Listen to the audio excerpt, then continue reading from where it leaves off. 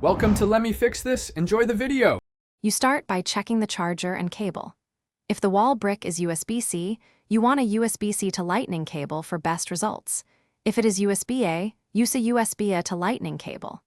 Make sure the charger's label shows output like 5V or 9V, and look for PD if you want fast charging. Once done, inspect the Lightning cable for frays and the port for debris. This prevents bad connections and protects the iPhone's charging circuit. You now connect the cable to the charger, then to your iPhone. Always plug the charger into the wall outlet first for stability. If the charger supports power delivery, the iPhone will negotiate a higher voltage automatically and charge faster. That negotiation is handled by the cable and chip inside the charger. Make sure you use certified, undamaged cables to allow safe data/charging handshake. If you need an adapter, choose a quality MFI or equivalent unit. You finish by confirming the charging indicator appears and the battery percent rises. That proves the connection and power negotiation succeeded.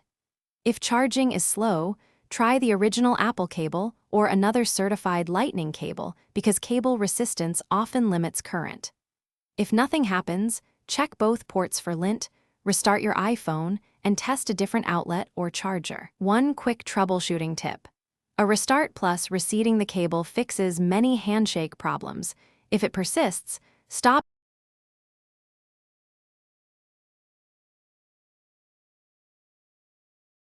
Thanks for watching. If you found this helpful, don't forget to like and subscribe.